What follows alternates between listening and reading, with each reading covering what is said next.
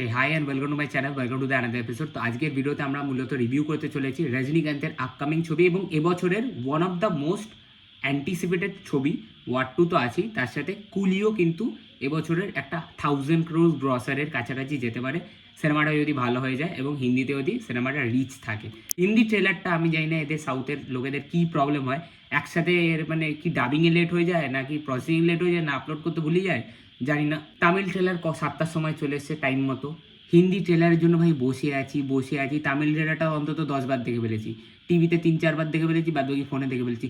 ভাই ভাষা বুঝতে পারছি না, সাবটাইটেল দেখে দেখে বুঝতে গিয়ে সিন মিস হয়ে যাচ্ছে। তারপর ফাইনালি হিন্দি ট্রেলার এলো, কিন্তু তখন আমি বাড়িতে ছিলাম না, আমি বাইরে কাজে ছিলাম। তো ফাইনালি বাড়িতে এসে এবার রিভিউ করছি। তো দেখো, আমি ফার্স্টে একটা কথা ক্লিয়ার করে দিতে পারি, জানি না কতজন আমার সাথে এগ্রি করবে বা কিছু করবে না। কুলির ট্রেলারটা না খুবই অ্যাভারেজ লেগেছে।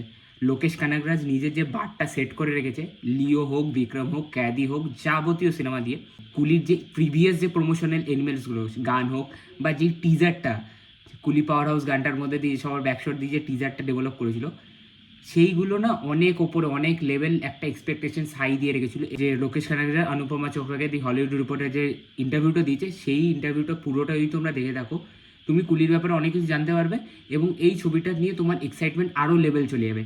কিন্তু ট্রেলারটা কোথাও গিয়ে নিরাশ করে। ট্রেলারের মধ্যে কিছু ভালো জিনিস আছে, বাট আমার ট্রেলারটা না খুবই অ্যাভারেজ, স্ট্রিক্টলি অ্যাভারেজ লেগেছে।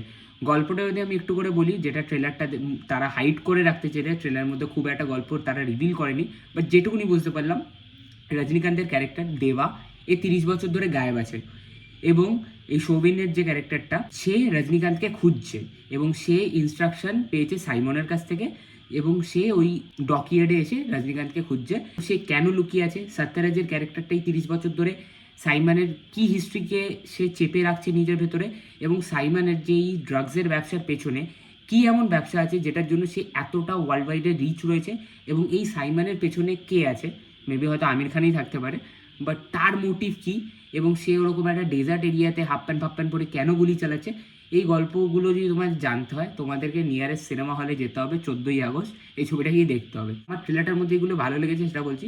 রজনীকান্তের প্রেজেন্টেশনটা খুব ভালো ছিল। আমির খানকে এরকম চরিত্রে আমরা সচরাচর দেখতে পাই না। লাস্ট গজনীতে এরকমভাবে দেখেছিলাম এবং এই ছবিটাতে এরকম ট্যাটু ফ্যাটু করে হাফ প্যান্ট পরে গুলি চালাচ্ছে, ওই সিনগুলো ভালো লেগেছে। নাগার্জুনের যে স্যুট পরে যে একটা মনিটরের সামনে একটা সিন আছে, ওই সিনটা পার্টিকুলারলি ভালো। এছাড়া অ্যাকশনগুলো লাস্টের দিকের যেগুলো পার্ট, সেগুলো ভালো এবং এই বাড়িটার মধ্যে বোম ব্লাস্টের একটা তারা প্ল্যান করছে, তারপর রজনীকান্তের এন্ট্রি হচ্ছে, সেগুলো ভালো লেগেছে। বাট এখানে অনিরুদ্ধের বিজিএম সিরিয়াসলিভাবে ডিসঅ্যাপয়েন্ট করে। এখানে দরকার ছিল পাওয়ার হাউস গানটার বিজিএমটা, মানে যেটা আমি ফিল করি, কারণ এখানে না একটা মানে ভয়েসের ওপর দিয়ে পুরো জিনিসটা চালানো হচ্ছে এবং মিউজিকটা খুবই আন্ডার প্লে করছে সিনগুলোকে, সিনটাকে এলিভেট করতে পারছে না, যেটা জওয়ানকে এলিভেট করে দেয়, যেটা লিওকে এলিভেট করে দেয় এবং সেই গুজবাম্পস মাস মোমেন্টসগুলো ট্রেলারটাতে খুবই কম। এবং লোকে যেটা বলছিল যে এটা খুব ভায়োলেন্ট ফিল্ম, তো ভায়োলেন্সের সেরকম কিন্তু আমরা সেটি জিনিসপত্র অতটা গোর রিসেন্ট টাইমসে যত ছবিতে দেখে নিয়েছি, সব থেকে ক্লোজলি অ্যানিমেলে যা গোর ভায়োলেন্স দেখে নিয়েছি এবং কিলে, তো তার তুলনাতে অনেকটাই মানে ফিকে ফিকে লাগছে। এবং আমি একটাই জিনিসই চাই, যাতে এই ছবিটা না রজনীকান্তের আরেকটা ছবি না হয়ে থাকে, এটা যাতে লোকেশের আরেকটা ছবি হয়ে থাকে, আমি এই জিনিসটাই মেনলি চাই। সো ফিঙ্গার ক্রসড এবং ওয়েট করব যে ছবিটা আসুক এবং এখনও এক্সপেকটেশনস আছে ডেফিনেটলি লোকেশের প্রিভিয়াস রেকর্ড এবং লিও ছবিটাও আমার পার্সোনালি ভালো লাগে। তার মধ্যে কিছু খামতি আছে, বাট লিও আমার খুব ভালো লাগে। আরেকটা এটা আমার এই ট্রেলারটার মধ্যে বাজে জিনিস লেগেছে, সেটা হচ্ছে ভিজুয়ালটা না খুব একটা যে প্রিমিয়াম বা কিছু লাগছে, মানে লোকেশের আগের ছবি লিও, তার তুমি ভিজুয়াল দেখে নাও, তার রিপ্রেজেন্টেশনস এগুলো দেখে নাও, অনেক অনেক হাই, কিন্তু এখানটাতে একটুখানি ফিকে লাগছে, এটাই আর কি। So that's my honest opinion about the trailer of কুলি। তোমাদের কি মতামত ডেফিনেটলি কমেন্টে জানাও এবং তোমাদের ভিডিওটা ভালো লাগলে লাইক শেয়ার সাবস্ক্রাইব রেড বাটনটা প্রেস করতে বলবেন, আর নেক্সট ভিডিও নোটিফিকেশনের বেল আইকনটাকে টিপে দাও। টাটা।